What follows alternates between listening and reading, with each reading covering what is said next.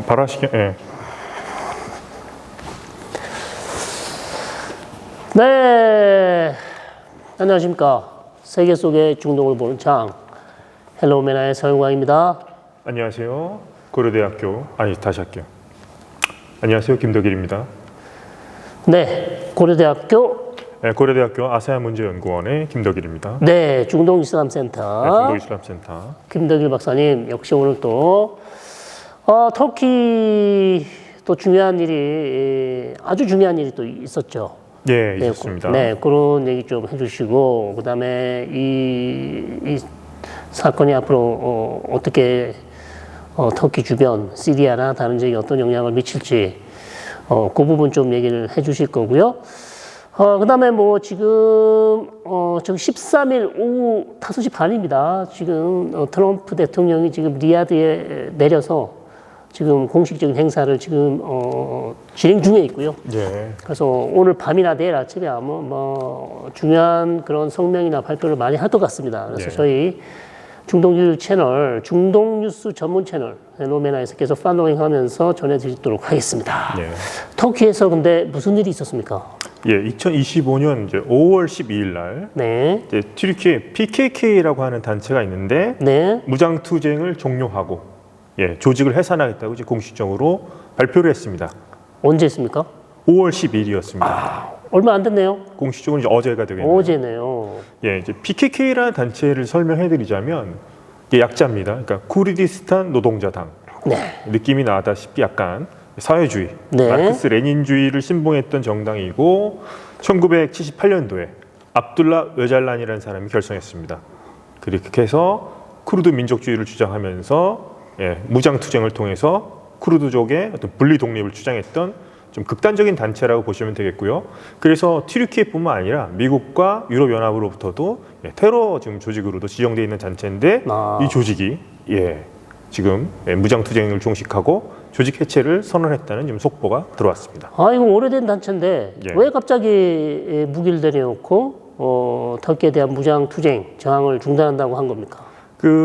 이 지도자가 이제 압둘라 öcarlan이라는 사람이 이제 1999년도에 네. 체포가 됐습니다. 체포가 돼서 지금 임랄르라고 하는 섬에 지금 감옥에 지금 이제 수감되어 있고 지금까지도 이제 감옥에 있습니다. 그래서 종신형을 이제 선고받고 지금 있는데 이 사람이 이제 계속 이제 메시지를 내왔습니다. 그리고 결정적인 것은 이제 작년에 이제 물밑 작업들이 있었던 거죠. 그러니까 10월달에 에르도안 정부와 연합을 구성하고 있는 극우 튀르크 민족주의 정당이 하나 있습니다. 아하. 민족주의자 행동당의 데블렛 바흐첼리라고 하는 대표가 네. PKK가 해산하면 öcarlan이 이제 국회에 와서도 한번 연설도 하고 법적으로 뭐 허용하는 범위 내에서 어떤 뭐 권리를 보장해주겠다 이런 식으로 먼저 유화적인 제스처를 냈죠. 아하. 상당히 원래는 강경한데요. 쿠르드족에 대해서 튀르크 민족주의 극단주의라서 이런 제안을 했고 이걸 이제 에르도안이 봤습니다. 한번 해보자 이런 식으로 얘기를 했고 여기에 대해서 튀르키예 국회에 있는 그 쿠르드계 정당이 있습니다. 네. PKK와 어느 정도 이제 연관이 있는 정당이고요.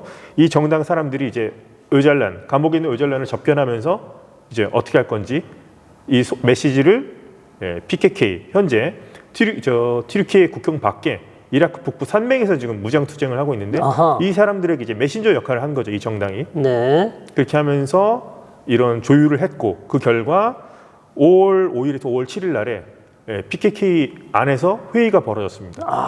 어떻게 할 것인가?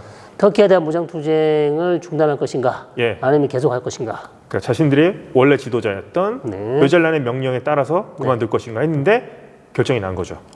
무장 투쟁 안 하고 이제는 조직도 해산하겠다.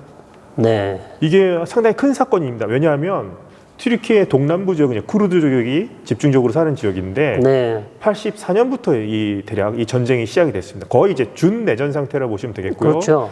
그로 인한 사망자 숫자가 최소 4만 명, 그렇죠. 4만 명 이상의 지금 사망자, 사상자들이 나왔으니까 엄청난 그 경제적, 인적 손실은 말도 못할 거고요. 이런 좀 비극적인 사태가 있었는데 우선 이 신호를 본다면 일단은 평화가 찾아오겠구나. 야. 테러 없는 튀르키예가 완성되는 그러면 터키 동부를 아주 자유롭게 안전하게 여행할 수 있게 되나요? 조금 시간이 걸릴 것 같기는 합니다만 네. 이런 이유 때문에 지금 튀르키예 동남부 지역은 상당히 튀르키예 안에서도 이제 낙후된 지역으로 네. 지금 남아 있는 상태이긴 합니다. 경제 개발하기 어려웠기 때문에 그렇죠. 저희가 터키 처음에 여행 갔을 때 예, 튀르키예 갔을 때 튀르키 사람들이 다 그렇게 얘기했습니다. 예, 동부 쪽에 가고 싶다 그러면 예. 거기는 안 된다. 위험하죠. 예, 위험합니다. 90년대 중반 그쯤에. 그때는 정말 전쟁이 정말 심각하게 벌어졌을 그렇군요. 때 전쟁이 거의 뭐 이제 뭐 내전 상태였다 보시면 되겠고요. 네네네. 그래서 현재 이제 쿠르드족 인구가 대략 튀르키예 전체 인구가 이제 8,500만 명인데 대략 한 20% 정도라고 네, 보고 1,700, 있습니다. 2천만 이렇게 되겠네요. 1,700에서 한 2천만. 그래서 네. 국가가 없는 민족이긴 하지만 네. 일단은 튀르키예에 있는 쿠르드인들이 제일 쿠르드 민족 중에서 가장 많고 비중을 차지하고 있습니다. 전체 그러면 전 세계 쿠르드 인구가 어느 정도 됩니까? 한 4천만 정도? 4천만 정도 되는군요. 그 이상 될 거로 보는데 현재 지금 자치 정부를 가지고 있는 지역은 이제 이라크가 유일하고요. 이라크가. 아직까지 나머지 쿠르드 민족들은 그냥 그 국가에 그냥 속해 있는 상태죠. 네. 이란에도 있고, 맞습니다. 이라크에도 많고, 그죠? 그리고 시리아에도 있고. 시리아도 있고.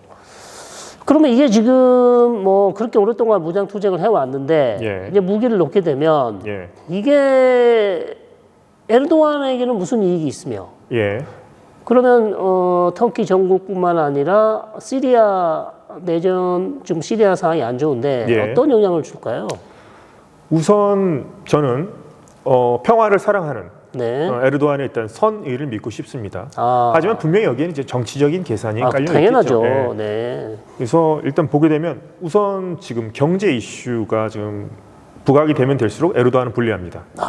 그리고 야당 대표에 체포된 거 이마모올루 사건도 있다시피 네. 지금 현재 반정부적인 기운이 감지되는 상황에서 네. 뭔가 돌파구가 필요했겠죠. 돌파구. 그래서 프레임을 지금 현재 안보, 네. 평화의 중재자 이런 프레임으로 간다면 국민들도 그동안 어떻게 생존의 위협을 느꼈을 수도 있는데 네. 이제 뭔가 이제 평화가 찾아오는구나라고 네. 자신의 이미지 메이킹을 할 수 있을 거고요. 그리고 일단은 이렇게 쿠르드족의 어떻게 보면 좀 유화적인 태도를 취함으로써 네. 어떻게 보면 중도적인 생각을 가진 쿠르드인들의 표를 아니면 보수적인 생각을 가진 쿠르드인들의 표를 자신의 표로 좀 흡수시킬 수도 있지 않겠는가. 여전히 이제 유권자 표심. 표심이 중요하죠. 그래서 지금 현재 야당 후보와 가상 대결을 했을 경우에는 야당 후보에게 에르도안이 좀 지는 걸로 많이 나오고 있습니다. 이마모올루뿐만 아니라 그 대안으로 떠오르고 있는 사람도 있는데요. 만수르 야바시라고 하는 사람이 있습니다. 이 사람은 이제 앙카라 시장인데요. 이 사람이 또 지지율이 또 높게 나오고 있습니다. 그런데 지금 에르도안이 취하는 태도가 상당히 좀 변화무쌍합니다. 왜냐하면 2023년도 선거 때만 해도 총선과 대선이 있을 때만 해도 PKK와 연관되었다는 그런 명분을 내세워서 야당을 탄압하는 작전을 했거든요. 그래서 야당을 찍으면 안 됩니다. 왜냐하면 PKK라고 하는 테러 조직과 연계되어 있습니다라고 해서 딥페이크 영상도 만들고 해서 야당 후보에 대한 어떤 그런 네거티브 마타도 그런 걸 했었는데 지금은 오히려 PKK와 평화 프로세스를 통해서 평화를 정착시키겠다 해서 피스메이커로 피스메이커고 아주 얼굴을 바꿔서 정치는 정말 생물이라는 말이 맞는 것 같아요. 이런 거 보면. 그래서 오히려 이제 자신은 쿠르드의 좀 유화적인 태도를 취하고 상대적으로 지금 공화인민당의 후보였던 만수르 야바시라는 사람이 인기가 있는데 이 사람이 전 소속 정당이 바로 극단주의적인 튀르크 민족주의를 추앙했던 민족주의자 행동당 소속이었습니다. 그러니까 이 사람이 인기가 높다 하되 쿠르드족으로부터 표를 얻기는 상당히 좀 곤란스러운 부분이 있었는데 만수르 야바시라는 사람을 만약에 견제하기에는 되게 좋은 카드일 수 있죠. 쿠르드족과 이런 부분이. 그렇군요. 그러면 말씀드린 대로 이게 지금 중동 지역에 튀르키예만 쿠르드 사람이 있는 게 아니라 시리아에 지금 또 튀르키가 공을 많이 들이고 있지 않습니까? 그렇습니다. 그러면 시리아 내에 있는 쿠르드 사람들은 어떻게 되는 겁니까? 이게 지금 양쪽에 지금 생각이 다른 것 같습니다. 그러니까 에르도안 같은 경우는 PKK 산하에 있는 조직들이 시리아에 있는 시리아 민주군, 그 시리아 민주군의 또 주축을 차지하고 있는 YPG라고 하는 조직이 있죠. 이제 인민방위대 뭐 번역하면 그런데요. 이쪽이 PKK의 산하 기구라고 보고 있습니다. 시리아 지부라고. 그러면 PKK가 무장투쟁 종료하고 조직 해산을 선언했으면 당연히 시리아에 있는 하부 조직인 너희들도 당연히 이제 똑같은 PKK의 지시를 따르겠지라고 생각을 하는데 아직까지 시리아에 있는 쿠르드 무장 조직들은 아직까지는 공식적인 성명을 발표하지 않은 상태이긴 합니다. SDF, 그다음에 YPG. 그래서 이 부분이 과연 어떻게 될지도 한번 생각해 봐야 될 것 같고요. 현재 근데 SDF는 지금 시리아 집권 세력인 HTS의 아흐마드 샤라랑 손을 잡지 않았습니까? 그렇죠. 일단 뭐 지금 집권 세력의 정부군 산하에 일단 들어가겠다. 그렇게 일단 손은 잡은 것은 맞는데 뭐 이게 이제 얼마나 갈지는 알 수 없는 거죠. 그렇죠.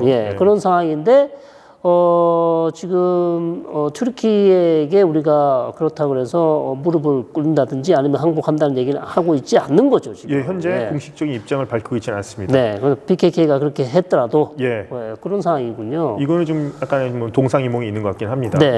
그래서 그리고 또 이라크에 있는 쿠르드 자치정부 같은 경우는 일단은 원론적으로는 좀 뭐 환영하고 있는 분위기긴 합니다. 아 그렇군요. 저도 역시 원론적으로는 환영합니다. 하지만 이게 고도의 뭐 정치적 계산이 있을 수 있다는 점이죠. 아주 뭐 중요한 사건인데 우리 언론에서는 거의 지금 뭐 보이지 않습니다. 저희 채널만 지금 좀 중동에 관심을 좀 가져주셔야 될 것 같아요. 이거 아주 중요한 사건이거든요. 그리고 가장 빠른 소식통은 바로 역시 헬로메나. 그렇습니다. 자화자찬. 자화자찬이었고요. 근데 한 가지 진짜 궁금한 게 있습니다. 이거를 쿠르드족이 즉 PKK가 왜 이런 화해 조치에 대해서 쉽게 이렇게 승낙을 했을까요? 웨잘라는 본인이 지금 감옥에 수감돼 있으니까 상당히 힘든 상황이고 여러 가지 뭐 압박을 받았겠죠. 그렇지만 지금 계속 무장투쟁을 이 오랜 시간 동안 해왔는데 지금 자치를 얻은 것도 아니잖아요. 맞습니다. 그럼 아무것도 지금 얻은 게 없는 상황에서 이렇게 쉽게 항복한 이유가 뭘까요? 만약에 어떤 조건이 있겠죠, 당연히. 우리가 모르는 무슨 다른 어떤 당근책이 있었을까요? 이것에 대해서 이제 많은 사람들이 생각하는 것은 쿠르드에게 조금 더 많은 권리를 부여하지 않을까. 정치적 권리. 웨잘란 같은 경우는 이제 자기가 좀 편하고 싶으니까 수용할 수도 있지만. 아니면 뭐 준자치권이라도 준다든지. 그런 부분이 당근이 분명히 있었을 수도 있습니다. 근데 이것에 대해서 지금 여당과 연합하고 있는 지금 에르도안과 연합하고 있는 아까 말했던 극우 민족주의 정당 같은 경우는 지금 이니셔티브를 이끌고 있지만 우리가 이제 알고 있는 제1야당 무스타파 케말의 후계 정당인 공화인민당에서는 지금 반대하는 입장을 좀 보이고 있습니다. 이거 분명히 쿠르드에게 자치 내지는 더 큰 권리를 주기 위한 거라 아니냐. 그런데 이 지금 공화인민당이 내세우는 것은 이겁니다. 무스타파 케말의 뜻에 따라서 튀르키예는 오직 하나의 국민만이 존재하고 절대 이 튀르키예 영토는 절대 쪼개질 수 없다. 쿠르드라는 말 자체도 있을 수도 없고 그 언어를 못 쓰겠죠? 그리고 자치, 더 나아가서 연방 이런 거 꿈도 꾸지 마라. 튀르키예는 오직 하나뿐이다. 이겁니다. 그래서 지금 에르도안이 이렇게 한다는 것 자체가 지금 튀르키예 공화국의 근간을 흔드는 것 아니냐는 겁니다. 그러니까 1923년에 맺었던 로잔 조약이 있는데요. 그러니까 그 전에 맺었던 조약, 세브르 조약에서는 쿠르드족의 자치권, 더 나아가서 투표를 통해서 쿠르드족 국가까지도 이제 천명했던 적이 있었는데 이것을 뒤엎은 것이 바로 이제 로잔 조약입니다. 무스타파 케말의 이 로잔 조약에서 회담을 했던 사람이 튀르키예 2대 대통령 이스메트라는 사람이었는데요. 이 사람이 그 회담을 할 때 쿠르드족을 전혀 언급하지 않았습니다. 쿠르드족에 대해서는 산에 사는 튀르크인들이다. 이렇게 하면서 이제 그 소수민족을 인정하지 않았었던 적이 있었고, 그다음에 튀르키예 1924년 헌법에서도 튀르키예 국적을 가진 사람은 그냥 튀르크인이다. 그래서 쿠르드인이라는 것 자체를 헌법에 명시하는 것을 절대 용납하지 않는데요. 소수민족 자체를 거의 인정하지 않아요. 오직 튀르크뿐이다. 튀르크인뿐이다인데 네. 지금 이런 과정을 통해서 혹시라도 에르도안이 헌법을 바꾸거나 해서 지금 쿠르드족의 어떤 광범위한 권리를 인정해 주려는 거 아니냐라는 의심도 있고 또 하나는 뭡니까? 에르도안이 다음 선거에 나가기 위해서는 국회 의석의 60% 이상의 지지가 필요합니다. 그런데 현재 에르도안이 속한 현 선거 연합이 있는데요. 다 털어봤자 지금 324석입니다. 튀르키예 총 국회의원 숫자는 600석인데요. 그럼 60% 이상이 되어야지 에르도안이 조기 선거를 통해서 또 다시 대통령 후보로 나갈 수가 있는데 지금 360 석이 될 때까지 36석이 부족합니다. 네. 그럼 36석을 어떻게 채우면 좋을까요? 아까 말씀하신 그 크루드 정당. 네, 쿠르드 정당이 있죠. 네. 이게 이 정당 이름이 인민평등민주주의당이라는 이름 네. 가진 정당인데, EDM? 예, DEM, DEM. DEM인데 네. 이 정당 의석수가 꽤 많습니다. 아하. 56석입니다. 아하. 그래서 이 정당과 어떻게 좀 딜을 도움을- 했겠네요. 딜을 네. 했을 수도 있고 아니면은 이쪽을 이제 분열시킴으로써 쿠르드족에 있는 그렇죠. 표를 최소한 자신이 원하는 예. 숫자만 절반만 데리고 와도 예, 본인이 원하는 뭐 헌법 개정도 가능한가요? 헌법 개정도 가능할 수도 있을 것 헌법 같습니다. 개정도 일단 가능하고 국민투표를 붙인다거나 네. 가능한데 근데 이념적으로는 상당히 안 맞습니다. 이념적으로 안 왜냐하면 맞다. 이 인민평등민주주의당은 네. 자 에르도안은 이슬람주의 정당이죠. 그렇죠. 같은 선거연합에 있는 정당은 극우 티르크 민족주의 정당인데 네. 여기는 쿠르드족 네. 계열 정당이고 우리로 치면 상당히 진보 좌파적인 정당입니다. 페미니즘, 색깔이 완전 다르네요. 그다음에 성소수자 이런 네. 것들을 좀 네. 지지하는 정당이거든요. 네. 이념은 전혀 안 맞습니다만 혹시라도 이 정당에서라도 뭐 이탈 인원이 생긴다면 아니면 이 정당을 갈라치기 해서 네.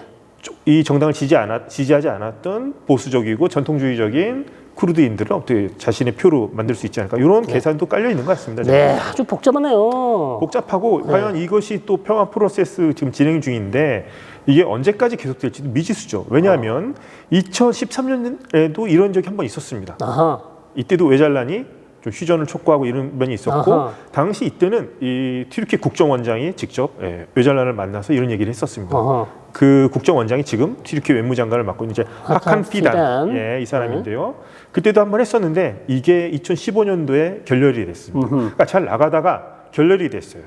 근데 이것도 참 우연의 일치라고 보기 참 힘든 게 처음에는 이제 평화 프로세스로 잘 이제 휴전도 되고 잘 됐었는데 2015년 6월 선거에서 에르도안 정당이 과반을 얻지 못하는 사건이 벌어집니다. 아하. 그때 문제가 뭐냐면 경제 이슈 때문에 에르도안이 네. 과반을 얻는 실패를 했었습니다. 그랬는데 이때 PKK와 휴전이 결렬되고 PKK와 무력 충돌이 나면서 이슈가 안보 이슈로 급변하게 돼요. 아하. 이러면서 11월 달에 조기 선거인데 안보 이슈가 쟁점화되면서 네. 에르도안의 정당이 과반을 획득하는 마치 그 우리 대선 때 북풍 맞습니다. 공작 예. 이런 게 생각이 맞습니다. 납니다. 예, 맞습니다. 그래서 네. 제가 봤을 때 이 과정이 이제 평화롭게 되면 좋은데 네. 또 상황에 따라서는 선거를 앞두고서 만약에 이것이 도움이 되지 않는다. 내가 봤을 때 쿠르드 표를 얻는데 도움이 안 도움이 된다 그러면 또 싶으면, 내치겠네요. 예, 또 그러면 또 안보 이슈로 어떻게 돌변해서 네. 또 자신의 집토끼들을 또 공고하게 관련하고 PKK랑 같이 어울리면은 너희는 간첩이야, 테러적 이렇게 할 수도 있는 거죠. 어떻게 변할지 한번 계속 또 지켜봐야 될 것 너무 같습니다. 급변해서 너무 급변합니다. 어느 장단에 지금 춤을 맞춰야 될지 너무 변덕스럽습니다. 맞춰야 예. 될지 모르겠습니다. 예, 이게 뭐 아랍이로 롤러코스터를 타는데 롤러코스터를 타고 있습니다. 뭐 말을 잘 들으면 같이 가는 거고 예. 자기 표에 도움이 안 된다 싶으면 그냥 내치는 예. 거군요. 역주는 거고 현재 반응을 조금 더 지켜봐야 될 것 같은데 네. 아시다시피 그동안에 수만 명의 사람들이 4만 명 이상. 4만 명 이상. 예. 그럼 그 유가족들은 반대하는 거죠. 그렇죠. 이런 말 있잖아요. 테러리스트는 협상의 대상이 아니다. 네. 이것처럼 압둘라 ö잘란이라든가 PKK는 응징을 해야지 왜 우리가 이 사람들과 협상을 해? 네, 라고 화해를 하는 하냐? 아주 좀 극단적인 생각을 가진 사람들도 있고 피해자 가족들은 다들 그렇죠. 불만 있겠네요. 그 사람들은 용서할 생각이 없습니다. 이것에 대해서. 그래서 현재 이렇게 진행이 되고 있고 이걸 조금 더 지켜봐야 될 것 같습니다. 그렇습니다. 어떻게 정착이 되는지. 그다음에 뭐 15일 날 에르도안이 예. 중요한 중요한 미팅이 중재를 있습니다. 한다고. 자, 5월 15일 날 네. 이스탄불에서 네. 그 러시아, 네. 우크라이나 휴전 협상에 관한 회담이 열리고 일단 우크라이나 대통령 젤렌스키. 볼로디미르 젤렌스키가 네. 이스탄불에 오기로 했습니다. 네. 근데 아직 푸틴이 이 제안을 먼저 꺼냈는데 또 푸틴이 올지 안 올지는 조금 더 아직 아하. 확정이 되지는 않은 상태입니다. 그래서 그렇군요. 5월 15일 날 되면 밝혀지겠지만 뭐 상황에 따라서는 뭐 네. 트럼프도 뭐 결과가 결과가 좋으면 오겠죠. 소식을 들으면 올 수도 네. 있고 지금 이거를 지금 집중적으로 중재하는 사람이 바로 에르도안입니다. 아하. 역시 피스메이커로서 지금 피스메이커로서. 피스메이커로서 지금 젤렌스키는 오케이 했는데 푸틴 아직 답을 안 줬다. 푸틴은 아직 결정이 나지 않았습니다. 현재 시간으로서는 오기 어렵지 않을까요? 둘이 보면은 서로 네. 싸움 날 것 같긴 한데 뭔가 밑에서 지금 대충 다 조율이 된 다음에 올 수 있겠죠. 예. 아무것도 없는 상황에서 그냥 오진 않을 거 아닙니까? 그렇습니다. 근데 네. 하여튼 젤렌스키는 이스탄불 가겠다고 얘기를 했기 때문에 네. 만약에 푸틴이 온다면 러우 전쟁, 우러 전쟁 이후로 첫 정상이 서로 대면하는 그런 협상 장소가 되겠고 그것을 자리를 마련한 사람이 바로 에르도안 대통령이다. 그렇게 말씀하시니까 될 가능성은 더 낮아 보입니다. 그렇죠? 트럼프 대통령도 아니고 에르도안이 이거를 중재해서 과연 성공할 수 있을까? 한번 제가 뭐 에르도안 대통령을 이렇게 평가절하는 것은 아니고 예. 아주 중요한 회담인데 푸틴이 여기 어떤 본인이 갔을 때 엄청난 뭐 중요한 얻을 게 있어야 가지. 예.